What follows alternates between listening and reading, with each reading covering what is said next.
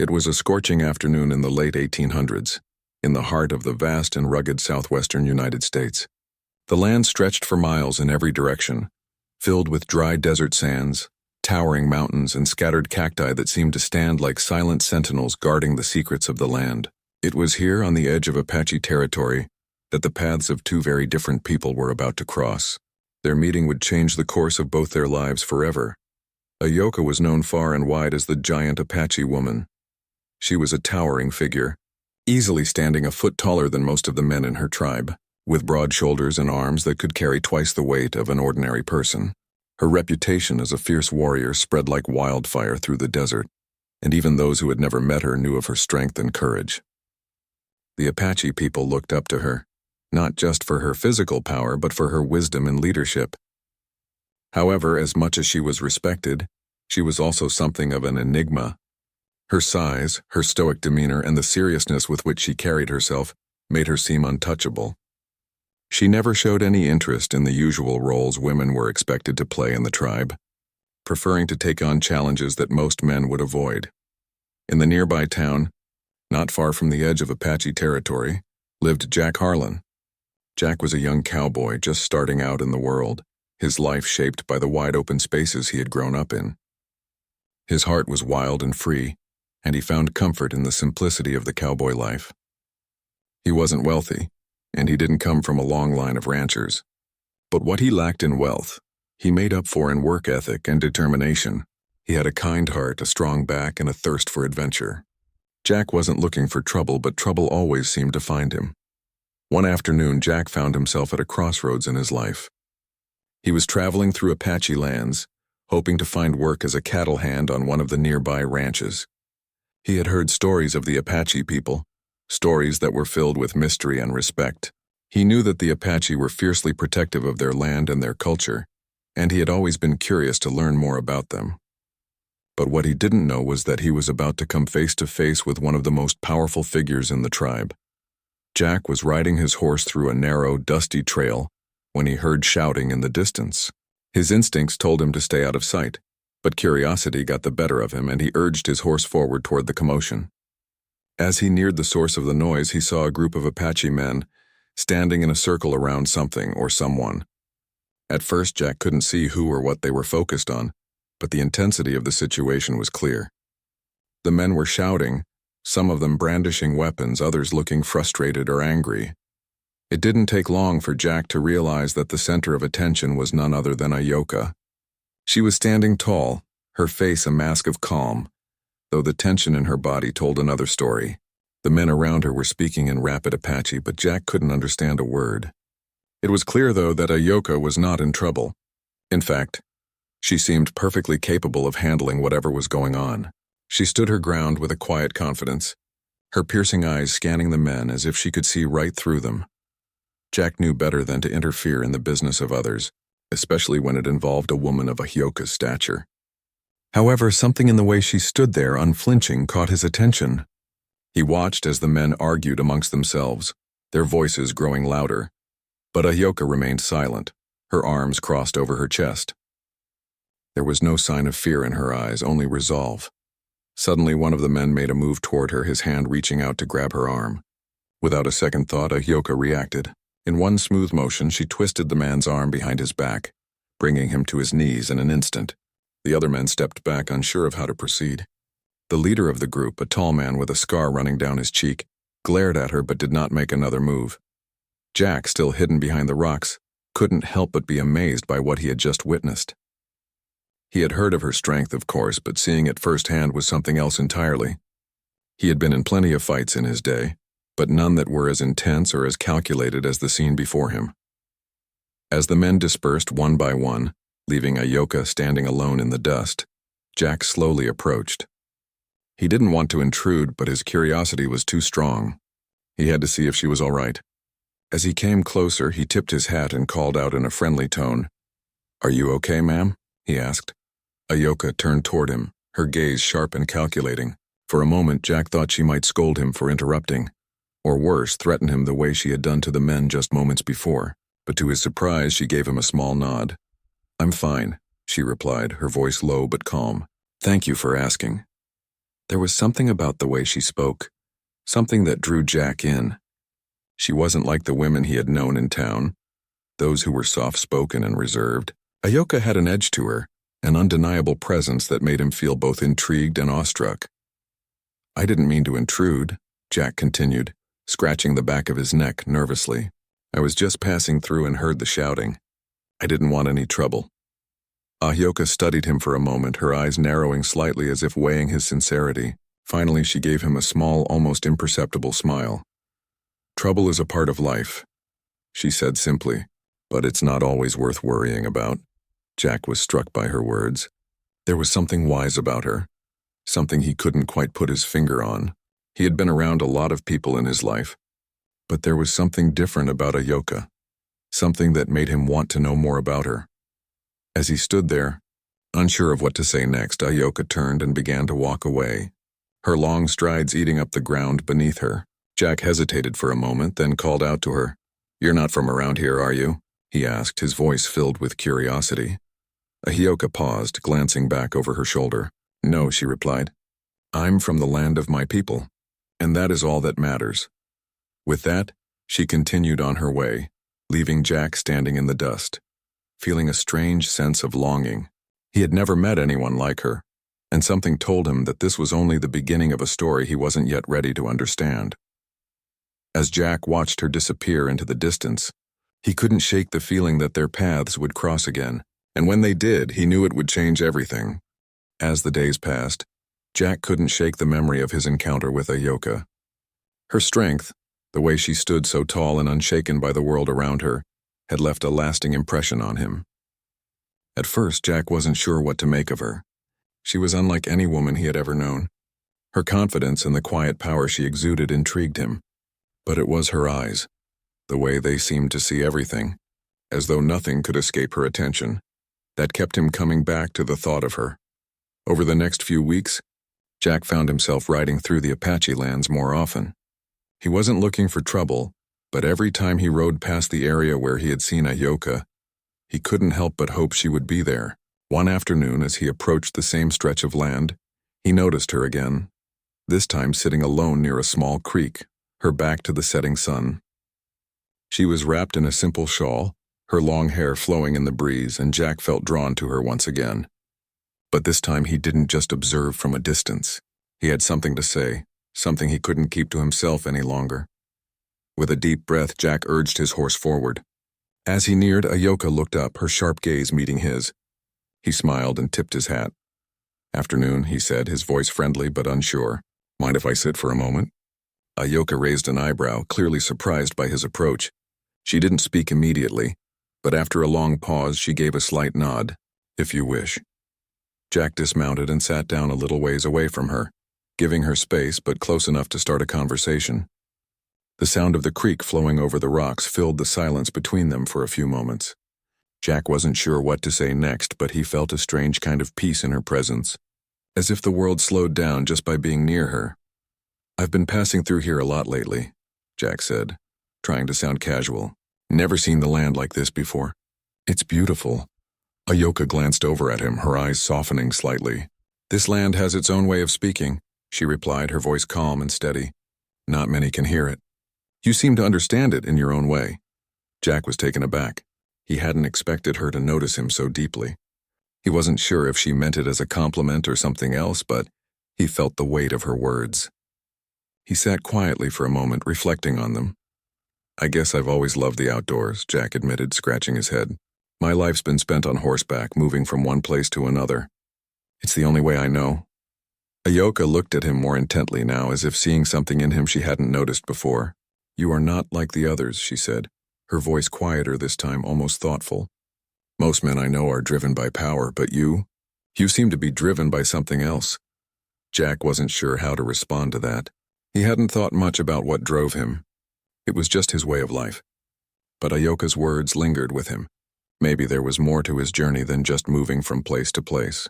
Maybe he was looking for something deeper, something he didn't yet understand.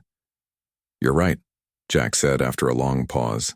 "I never really thought about it that way, I guess. I'm just trying to find a place that feels like home." Ayoka nodded slowly, as though she understood exactly what he meant. Home, she repeated softly. It's a place inside us, not a place on a map. For the next few weeks, Jack continued to visit the creek where he had first met Ahioka. Sometimes he would find her there, sometimes not. But when she was there, they would sit and talk. At first, their conversations were simple, about the land, about life. But gradually, as Jack learned more about Ahioka, their talks became deeper. Ahioka spoke little of her past at first, but over time she began to share more. She told Jack about her childhood, growing up among the Apache people, learning their ways from her elders. She spoke of the hardships her people had faced, of the battles they fought, both with other tribes and with settlers. There was a quiet sadness in her voice as she spoke about the challenges she had faced, but Jack could sense the strength in her words as well. She wasn't a victim of her circumstances. She had turned every hardship into a reason to become stronger. Jack listened intently. He knew little of the Apache way of life, but he found himself fascinated by Ahioka's perspective. She spoke with a kind of wisdom he hadn't encountered before, the kind that came from living through difficult times and still holding on to hope.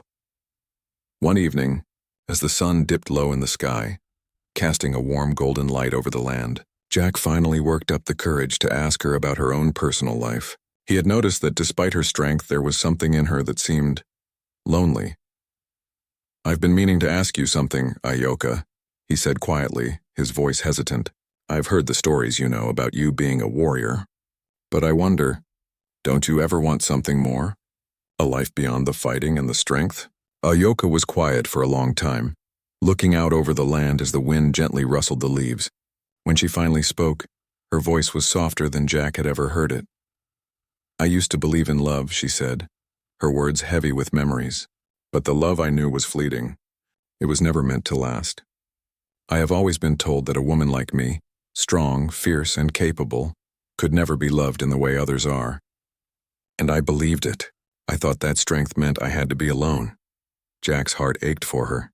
He had seen the loneliness in her eyes, the quiet moments when she seemed lost in thought, as though carrying a burden too heavy to bear. But hearing her speak it out loud made him realize just how deeply that pain ran.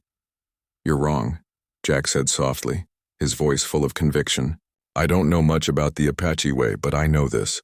You're more than what people tell you. You're more than just your strength. You have a heart, Ahioka. I've seen it. I think maybe you've just forgotten how to trust it." Ahioka looked at him then, her eyes searching his face as if trying to understand his words. For a moment, Jack thought she might laugh or brush him off. But instead, she simply nodded, the corner of her lips twitching slightly as if she were considering something new. "I don't trust easily," she admitted, "but I'll listen." And that was the beginning of something deeper. As the days turned into weeks, Jack and Ahioka's bond grew stronger. They spent more time together, learning from each other, sharing their dreams and even their fears. Jack learned more about the Apache people and their traditions, while Ahioka began to open up to the idea of a life beyond the boundaries she had set for herself. Slowly but surely, the wall she had built around her heart began to crumble. Jack, too, began to realize that there was more to life than just wandering from one place to another. The time he spent with Ahioka made him question his own purpose, and he found himself drawn not just to the land but to her, the way she saw the world, the way she understood things Jack had never thought about. The friendship they had started to build was fragile at first, built on mutual respect and curiosity. But over time it became something stronger, something neither of them had expected. They were no longer just two strangers passing through each other's lives. They were beginning to understand each other in ways neither had imagined possible. As the weeks went by, Jack and Ahioka's friendship continued to grow. It was no longer just the quiet moments by the creek or the casual exchanges as Jack rode past her land. They began to share parts of their lives, opening up in ways neither of them had done before. Jack found himself spending more and more time in Apache territory, not just for work but because he enjoyed being with Ahioka. She had become a friend, someone he could trust in a way that felt rare in his life. But even though the bond between them was growing stronger, there was a tension neither could ignore. For Ahioka, it was the feeling of being torn between her own heart and the expectations placed on her by her tribe. She had always been the strong one, the warrior, the leader. She had never thought of love as a part of her life. Love was a luxury for others, something she believed didn't fit into the life she had built for herself. And yet, with Jack, she felt something stirring inside her, a longing she had pushed away for so long. Jack, too, felt the pull of something deeper. His feelings for Ahyoka were no longer just those of a curious friend. He cared about her in a way that went beyond respect. He admired her strength, but more than that, he found himself drawn to her kindness, her vulnerability when she allowed herself to show it. He thought of her constantly, and soon the idea of being with her no longer seemed like an impossible dream. But Jack knew that their worlds were different, and that difference wasn't something easily ignored. One evening, as the sun began to set over the desert, Jack sat beside Ahyoka, their usual spot by the creek. The air was cool, and the sky was painted in shades of pink and orange. It was a peaceful scene, but Jack could sense a storm brewing inside Ahyoka. She had been quiet for a while, her eyes fixed on the horizon as if lost in thought. Jack noticed the furrow in her brow, the tension in her shoulders, and he knew something was troubling her. "What's on your mind?" he asked, his voice gentle. Ahyoka didn't respond immediately. She stared at the land, the vast stretches of desert before them. Finally, she let out a deep sigh. "I don't know if I can do this," she said softly, her words laced with uncertainty. This thing between us. It doesn't make sense." Jack felt a knot tighten in his stomach. He had known that Ahyoka's heart was guarded, but hearing her voice, her doubts made him feel vulnerable too. "What doesn't make sense?" he asked quietly. "What we have?" Ahyoka turned to face him then, her eyes searching his face as if looking for something she could not find. "I've spent my whole life believing that I could never love anyone," she said. "That I couldn't be loved. My people, they need me to be strong, to protect them, to lead. I've built my life around this role. If I allow myself to feel something, I'm afraid I'll lose it all." Jack listened carefully, understanding the weight of her words. He knew Ahyoka's life had been shaped by her responsibility to her tribe, and he could see how deeply that responsibility ran. But what hurt him was the way she spoke, as if love was something she couldn't afford to experience, as if it was a weakness. "Ahyoka," Jack said softly, his voice steady but full of emotion. "You don't have to give up anything to love. I'm not asking you to leave your people. I'm not asking you to be anything you're not. He paused, searching for the right words. "I just want you to know that you don't have to face this world alone. Not if you don't want to." Ahyoka's eyes filled with emotion, and for a moment Jack thought she might say something more, but instead she stood up abruptly and walked a few steps away, her back turned to him. "I don't know what I want anymore, Jack," she said quietly, her voice tinged with frustration. "I've always been strong. I've always known my place in this world. But with you, I feel lost. I don't know who I am when I let myself care." Jack watched her, his heart aching for her. He wanted to reach out, to tell her everything would be okay, but he knew it wasn't that simple. Ahyoka had spent her entire life building walls around her heart. Breaking them down wouldn't be easy, and it wouldn't happen overnight. For the first time, Jack felt a sense of helplessness. He had thought that love, their friendship, could be enough to bridge the gap between their worlds. But now he realized that Ahyoka had to make that choice for herself. And it wasn't going to be easy. "I don't expect you to have all the answers right now," Jack said after a long pause, his voice steady. "I just want you to know that whatever you decide, I'll be here. You don't have to face this alone." Ahyoka didn't turn around, but Jack could see her shoulders relax slightly, as if his words had eased some of the tension inside her. She remained quiet for a moment, staring out at the horizon before speaking again. "Thank you," she said softly, her voice barely a whisper. "I don't know if I can believe what you're offering me, but I'll think about it. I'll think about what you said." Jack stayed silent, giving her the space she needed. He didn't want to pressure her, but he also couldn't deny the longing he felt for her. He knew this was only the beginning of something much more complicated than he had imagined. In the days that followed, things between them began to shift. Ahyoka pulled away slightly, retreating back into the space she had always kept for herself. She wasn't cold, but there was a distance in her that hadn't been there before. Jack could see it, but he didn't push. He knew that she needed time to process everything, to come to terms with the feelings she had buried for so long. But the more she distanced herself, the more Jack found himself questioning everything he had believed about love. He had always been someone who believed that love was simple, that it just happened that two people could come together and build a life. But with Ayoka, it wasn't so simple. There were so many layers to her, so much history and pain that Jack couldn't even begin to understand. And as much as he wanted to help her, he realized that she had to find her own way in her own time. One evening, after a long day of riding and working, Jack returned to the creek, hoping to find Ayoka there. He knew she had been spending more time alone lately, and he hoped she might be ready to talk. As he approached the spot where they usually sat, he saw her standing by the water, her gaze fixed on the moving current. "Ayoka," he called softly, walking toward her. She turned to face him, her eyes searching his face. For a moment, neither of them spoke. Then finally Ayoka spoke, her voice low and uncertain. "I'm sorry, Jack," she said. "I didn't mean to pull away. It's just, this is harder than I thought. I don't know what to do with all these feelings." Jack smiled gently, stepping closer to her. "It's okay," he said. "I'm not going anywhere." And in that moment, despite all the uncertainty, despite the struggles ahead, Jack knew that there was still hope for them. Hope that in time, Ayoka would come to believe that love wasn't something to fear, but something to embrace. The days stretched on, and the quiet tension that had settled between Jack and Ayoka never quite seemed to disappear. Despite the times they spent together, the weight of their differences remained. Jack could feel the change in Ayoka, the distance she had placed between them, and though he understood her need for space, it left him feeling uncertain. He had told her he would wait for her, but the waiting was harder than he had imagined. It wasn't that Ayoka didn't want to be with him. On the contrary, she found herself thinking about Jack constantly. His kindness, his patience, and the way he always made her laugh. It was all so new to her.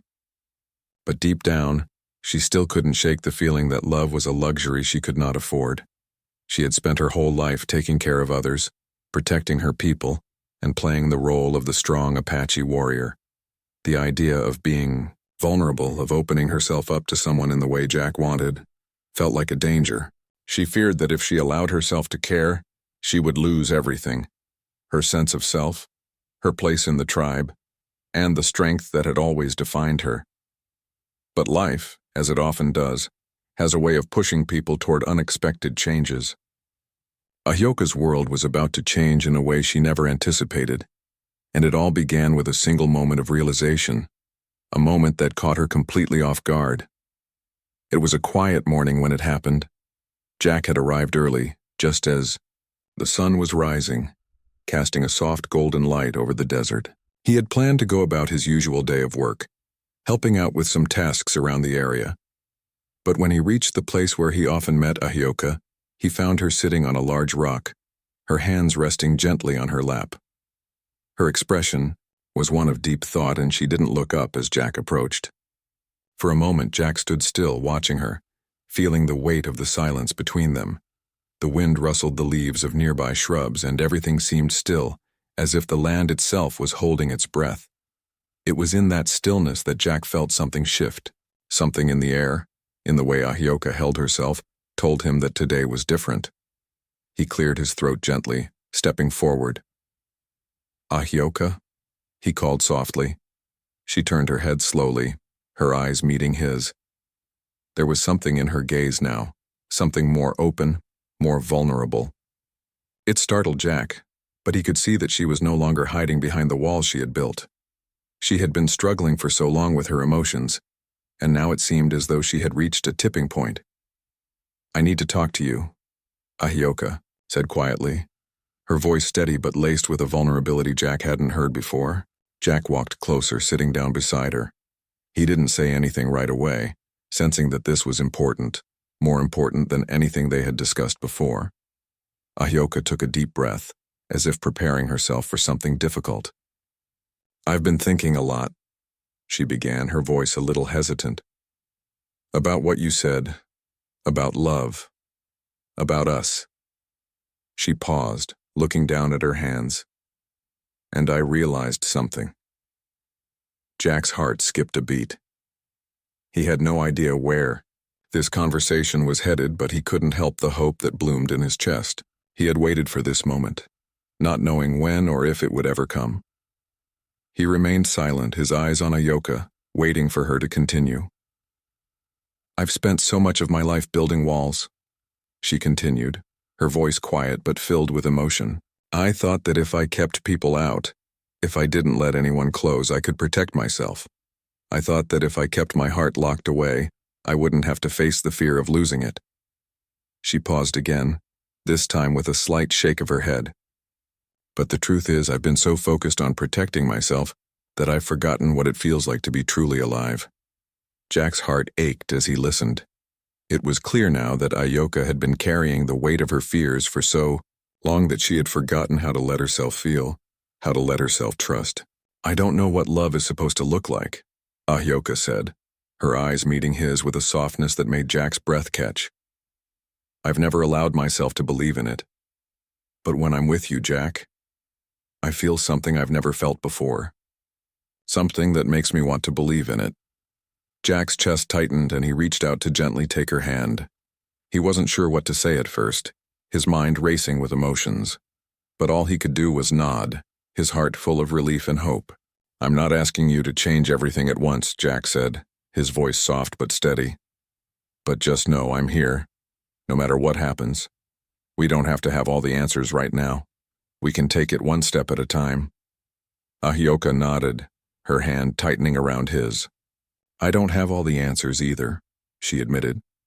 "But I want to try. I want to see where this goes." In that moment, something inside Ayoka shifted. She had spent so long holding on to her fears, so long clinging to the belief that she had to be strong all the time, that she had forgotten what it meant to let herself be human. With Jack, she felt as if she could finally breathe, as if she could finally let go of the weight she had carried for so long. The next few days were filled with small, quiet changes. Jack and Ayoka spent more time together, not in deep conversation or grand gestures, but in simple moments. They worked side by side, sharing the quiet rhythms of life in the desert. Jack could feel the walls Ayoka had built slowly coming down, and in their place, there was something more, something real. Ayoka, too, felt the change in herself. For the first time, she allowed herself to be vulnerable with Jack, sharing parts of herself that she had kept hidden for so long. She began to trust him, not just with her thoughts, but with her heart. She still had fears, still had doubts, but they no longer controlled her. For the first time, she allowed herself to dream about a future where love wasn't something to fear, but something to embrace. And then, one evening, as they sat by the same creek where their journey had begun, Ayoka turned to Jack with a quiet determination in her eyes. "I'm pregnant," she said, her voice steady but filled with emotion. Jack blinked in surprise, unsure if he had heard her correctly. His mind raced, and for a moment he couldn't find the right words. He had never expected this, never imagined that their relationship would lead to this moment. But when he looked into Ayoka's eyes, he saw something that made his heart swell with an emotion he couldn't quite explain. Love. Yes, but also something deeper. Ayoka smiled gently, her hand resting on her stomach. "I didn't expect it either," she said softly.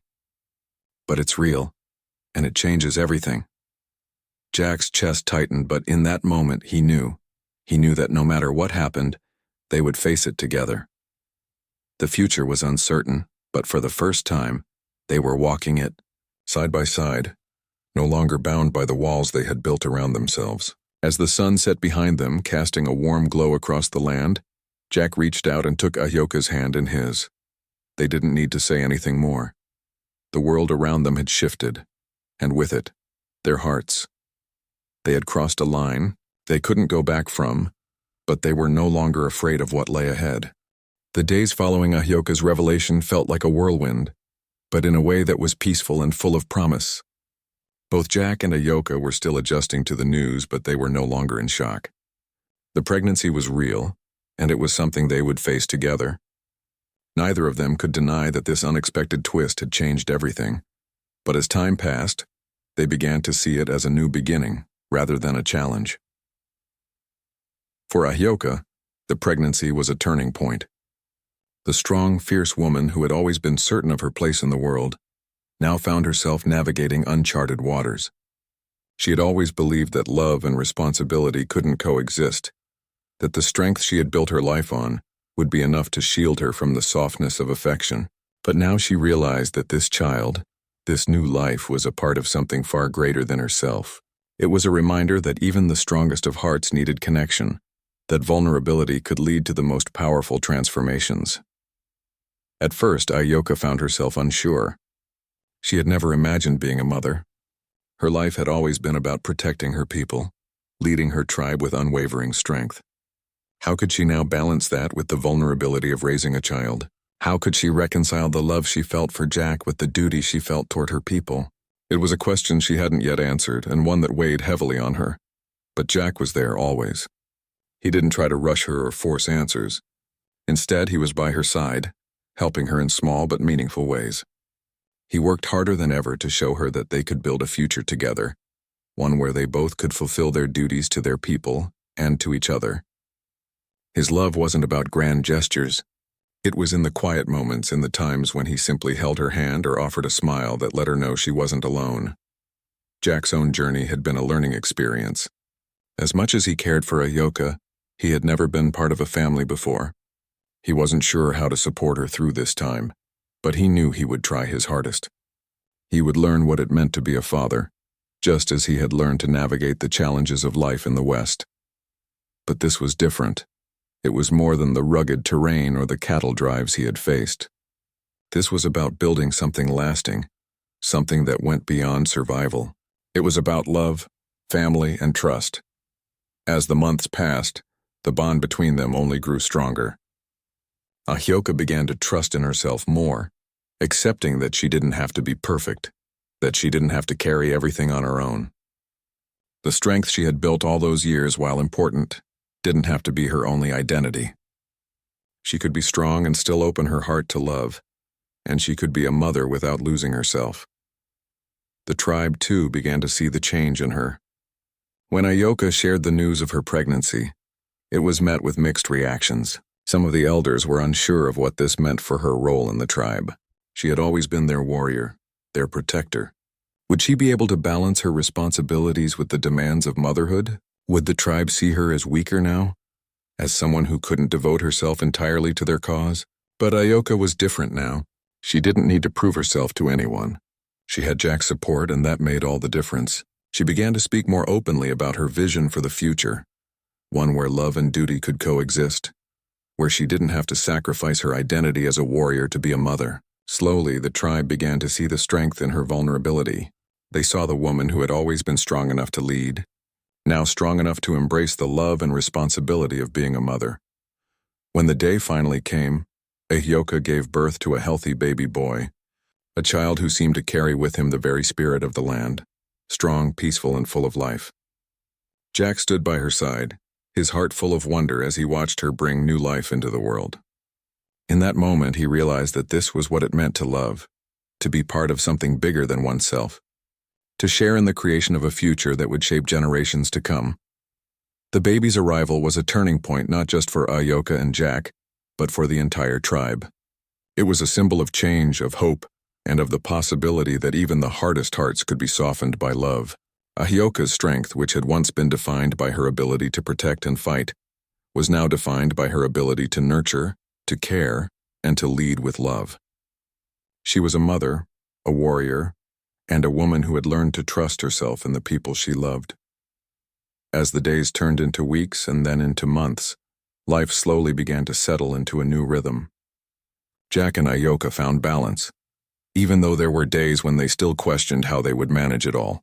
But they no longer feared the unknown. They had each other, and that was enough. The bond they had formed was unbreakable, a foundation built on trust, respect, and an unwavering belief in one another. The baby grew quickly, and with each passing day, Jack and Ayoka saw in him a reflection of their own journey, a journey that had begun with uncertainty, with fear, and with the belief that love wasn't meant for people like them. But now they saw that love had changed them. It had given them a future, a family, and a sense of peace they had never known before. As the seasons changed, so did their lives. They found new ways to contribute to their community, with Ayoka continuing to lead with strength and wisdom, and Jack finding his place alongside her, supporting her in every way he could. They built a home together, one that was filled with laughter, love, and the promise of a future full of possibilities.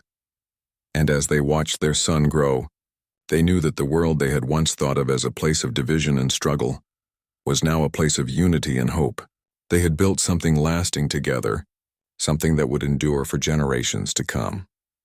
In the quiet moments, when the sun set behind the mountains and the desert air grew cool, Jack and Ayoka would sit side by side watching their son play.